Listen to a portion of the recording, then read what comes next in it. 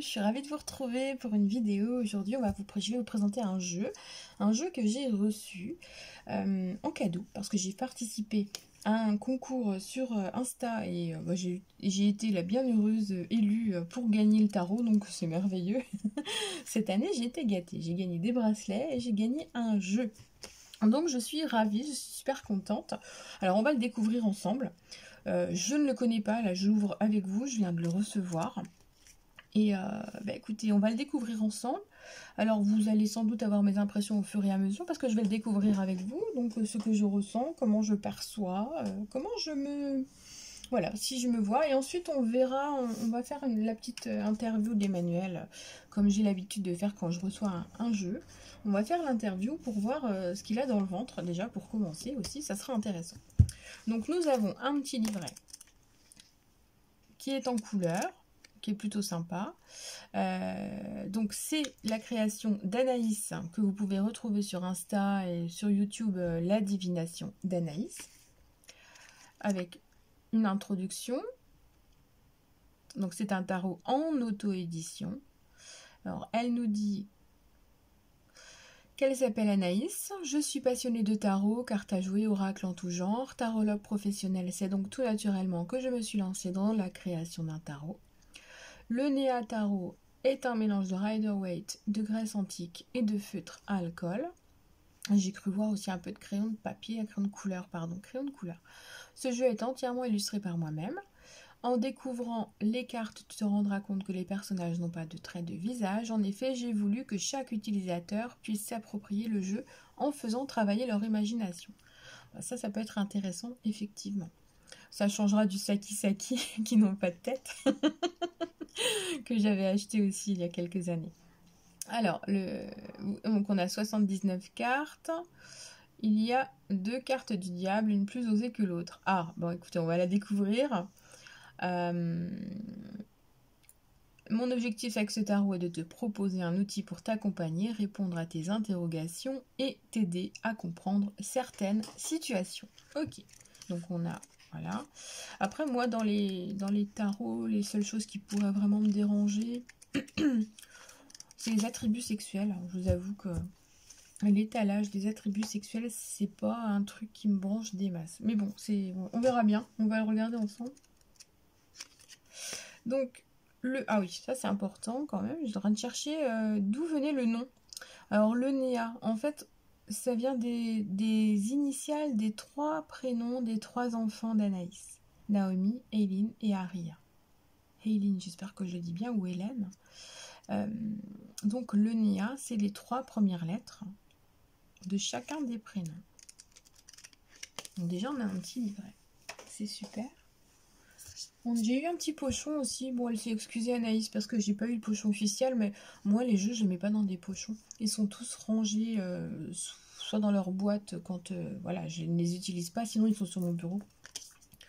Donc, allez, on est parti. On va découvrir. Bon, la carte du fou. Effectivement, il n'y a pas de visage, mais ça, c'est vraiment pas grave. Ça peut être gênant peut-être à certains moments, mais vu que le ressenti doit travailler aussi, c'est pas un problème. Donc là, on a un peu de crayon, effectivement, du feutre à alcool, ok. Alors, on a... C'est mat, donc déjà c'est bien, ça brille pas. On a un cardstock plutôt fin, à voir avec le temps, quand on brasse beaucoup, si ça va s'abîmer ou pas. On a un joli dos un petit peu runique, avec des roses. Je sais pas si vous voyez bien, ça brille peut-être. Non, là ça va. Donc voilà, on a un dos qui est plutôt sympa. J'aime bien le dos. Les dos, donc c'est très doux. C'est pas du pot de pêche, hein, mais c'est doux. Et tant mieux, parce que le pot de pêche, ça colle. Je suis pas fan non plus. En même temps, ça fait quoi, 25 ans que j'utilise des cartes. J'ai pris quelques habitudes de préférence, ce qui est normal. Alors, nous avons le fou. La magicienne. Ah, elle est chouette, la magicienne. La grande prêtresse. Alors, dans un jeu de tarot, pour moi, les 2 cartes qui me percutent, c'est donc la papesse grande prêtresse et l'ermite. Donc là, notre grande prêtresse, elle est pas mal du tout. Donc, elle est bien positionnée, elle a son livre qui reste fermé. Alors oui, on a vraiment les images du rider. Hein. Là-dessus, il n'y a pas de doute possible. Avec l'aspect antique, grec antique. Effectivement, l'impératrice. Elle est très belle, l'impératrice. Elle porte le monde en elle, l'abondance qui est présente, effectivement, avec le blé. L'empereur. Oui, musclé, hein, notre empereur. On a un petit bélier derrière. Boubou. Enfin, moi, ça me fait penser au signe du bélier. Alors, le pape. Le pape. Qui donc transmet. Effectivement, on a le mot-clé. Ah, bon, bah voilà. Ils sont tout nus.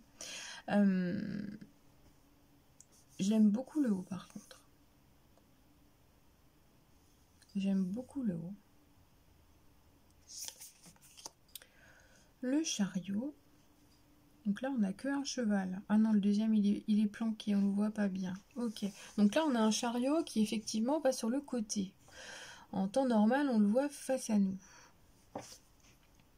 Mais bon, ça envisage le fait qu'il vient de loin. Il revient de loin. Là, ça me fait penser à Gladiator, forcément.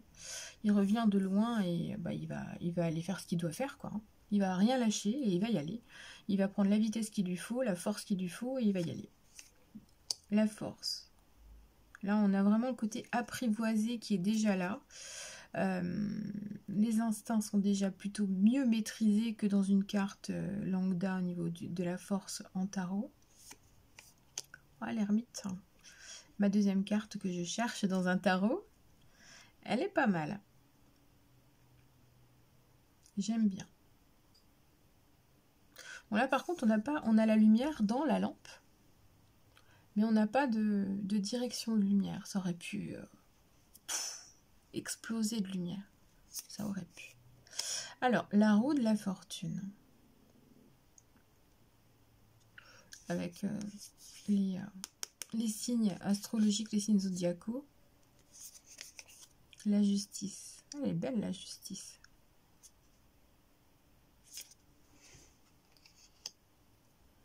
Le pendu. La pendue. Ah non, c'est la pendue. Donc là, on a une meuf qui s'est pendue. Elle a une culotte, tout va bien. La mort. La mort, elle prend de l'élan, elle prend du temps, elle part de loin, elle part de haut. Elle réfléchit. Elle laisse le temps de réfléchir aussi. C'est intéressant. La tempérance. La tempérance avec les deux contenants dans ce sens-là, ça change complètement la donne. D'habitude, c'est vraiment c'est de gauche à droite et là, c'est de haut vers le bas. Du coup, à voir comment ça se ressentira dans un tarot au niveau de cette tempérance qui est différente. Alors, donc, on a deux diables qu'elle disait, la petite demoiselle. Alors, on a celui-ci et on a celui-ci, effectivement, qui est osé et qui ne me conviendra pas. Mais c'est pas grave, ça plaira à d'autres personnes. La tour.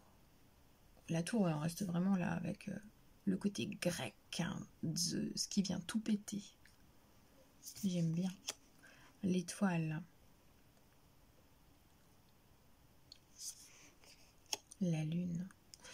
On discute avec son âme dans cette lune. On se regarde, on va dans ses profondeurs, on est aspiré. On veut se trouver, se retrouver. C'est vraiment un beau dialogue. Le soleil, comme d'habitude. Un joli soleil avec des tournesols. Le jugement.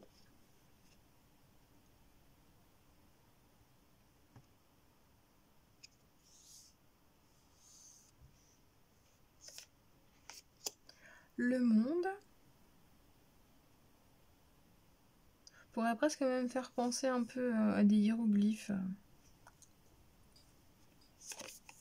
Alors, l'as de bâton, le 2 de bâton, le 3 de bâton, le 4 de bâton, la symbolique habituelle, hein, l'engagement. Le 4 de bâton, c'est l'engagement, le mariage, le partenariat, les alliances, c'est tout ça. Le 5 de bâton, bah, c'est les discordes. Hein. Toujours, ils sont tous musclés. on est toujours en Grèce. Le 6 de bâton, le 7 de bâton, Le 8 de bâton. Alors c'est la vitesse, hein, le 8 de bâton, vous savez, ça nous échappe, ça nous glisse entre les doigts. D'ailleurs, le petit oiseau, là, il reste limite coincé, il n'a pas le temps de s'échapper, il n'a pas le temps de s'organiser, ça va très très vite, ça le dépasse. Le 9 de bâton. Le 10 de bâton. Alors 10 de bâton, là, il n'a pas l'air de crouler sous le poids, hein. Il se tient quand même, mais voilà, il est prêt à tout donner encore. Le page de bâton, le cavalier de bâton, la reine de bâton, avec un petit chat noir, le roi de bâton, l'as d'épée, le 2 d'épée, le 3 d'épée, comme d'habitude, le 9 d'épée aussi, pas mal. Bon, j'aime bien, hein. C'est les couleurs vintage aussi, ça change un petit peu, c'est doux en fait. Mais bon, à mon avis, il doit être cash comme tarot, hein. Le 7 d'épée, le 6 d'épée. Il emmène tout avec lui, par contre, il emmène... Ouais. Il y a de la tristesse dans cette carte, je ressens beaucoup de tristesse. Besoin de s'éloigner, de couper court à sa vie, de partir en fait. Ça me fait penser à un truc que j'ai vu passer. Là, je prends mes 3 € et j'ai envie de me sauver. Bah, c'est un peu ça, hein. Là, on prend le peu qu'on a et on se sauve. Le 5 d'épée. 5 d'épée, ça représente souvent un ego touché. Il y a des désaccords, il y a de la tristesse, il y a de la souffrance. Ça a été vif, à vif en fait. Le 4 d'épée. Le 10 d'épée. Le page. La page d'épée. C'est une nana, hein. Le cavalier. La reine d'épée. Le roi d'épée. As de coupe. L'as de coupe, c'est l'ouverture à la sensibilité, hein, majoritairement. On s'ouvre, on commence, on débute quelque chose. Avec cette colombe au milieu, cette symbolique grecque aussi, la branche d'olivier. Le 2 de coupe. Le 3 de coupe. Chin chin. Le 4 de coupe, bah, je me repose, j'ai bien mangé. C'est comme ça que la voile. Il se tient le ventre. Oh non, ça va faire de trop, je vais être malade. Donc non. Le 5 de coupe.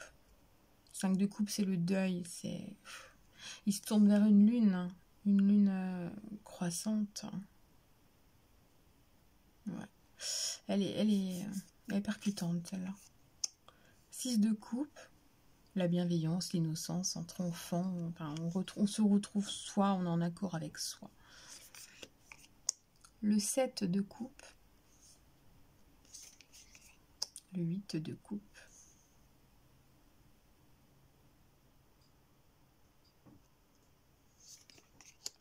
Le 9 de coupe.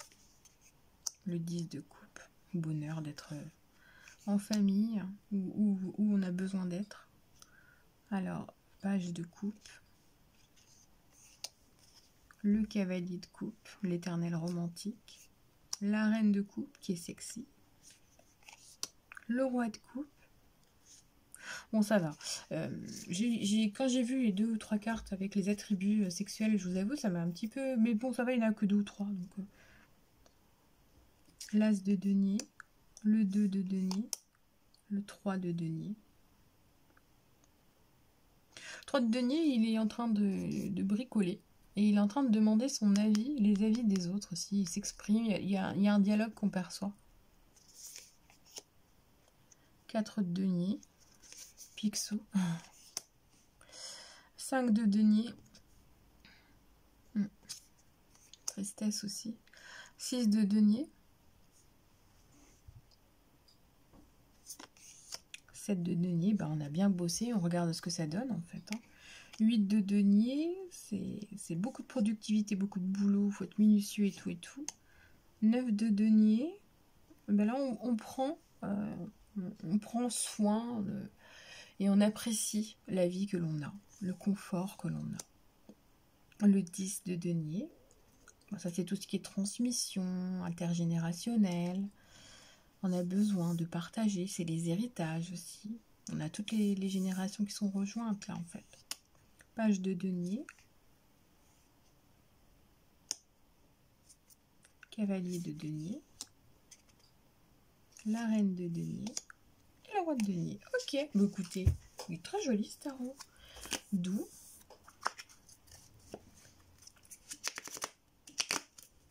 Ça reste pas collé. Les tranches neutres, c'est très bien.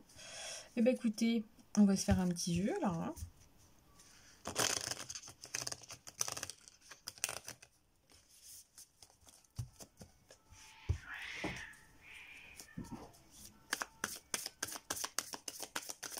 Allez, on va faire l'interview de jeu 9. Puis après, on fera peut-être une petite guidance pour voir ce que ça donne aussi, hein, pour vous. Alors, interview de jeu 9. Présente-toi. Donc, on va ranger la carte du diable, mode porno.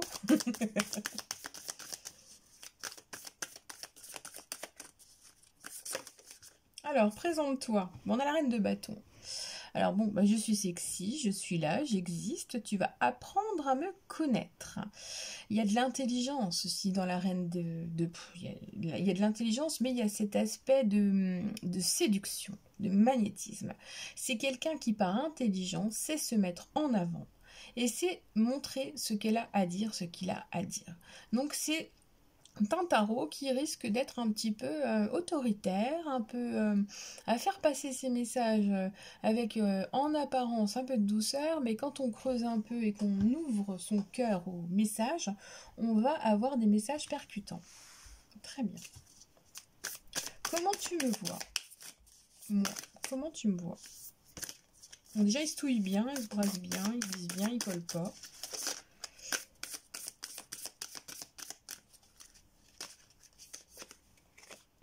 En reine d'épée, ah bah comme ça on est l'un face à l'autre. Donc tu me vois effectivement, je te remercie. Intelligence, lucidité, c'est les mots principaux de la reine d'épée.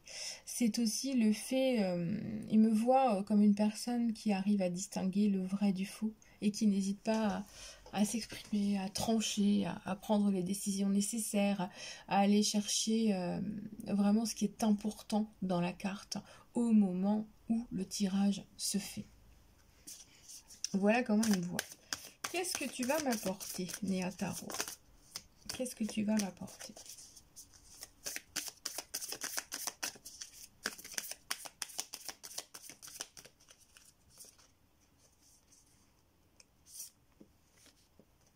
Le 7 d'épée. Tu vas m'apporter le 7 d'épée. Eh ben écoute, c'est pas mal. Donc il y a une espèce d'évolution qui apparaît. Il y a quelque chose de doux qui se met en place. Mais il y a aussi le fait de vouloir me faire creuser un petit peu. On dirait qu'à certains moments, tu vas vouloir me montrer des choses, mais que derrière, il y aura d'autres messages. C'est le 7 d'épée, c'est aussi de déployer, de dire, de montrer, de faire comprendre les choses, de montrer simplement une partie, mais d'en cacher une autre. Donc là, c'est vraiment une invitation à la réflexion et à creuser en fait. Donc c'est ça que tu vas m'apporter. Tu vas m'aider à voir peut-être d'autres messages, à creuser un peu plus les interprétations et à me permettre de voir au-delà de ce que je vois peut-être habituellement. Prétentieux, Néa Tarot. Alors, quel sera... Non, comment travailler avec toi? 6 de coupe. Avec bienveillance, avec douceur, avec innocence, sans se prendre la tête. Tranquille. Quelle sera notre relation? Cavalier de bâton, on reste dans le bâton. On reste dans le désir, on reste dans le pouvoir de séduction, on reste aussi dans cet aspect d'impulsivité. Le cavalier de bâton, il est aussi une personne qui est fougueuse, qui est passionnée.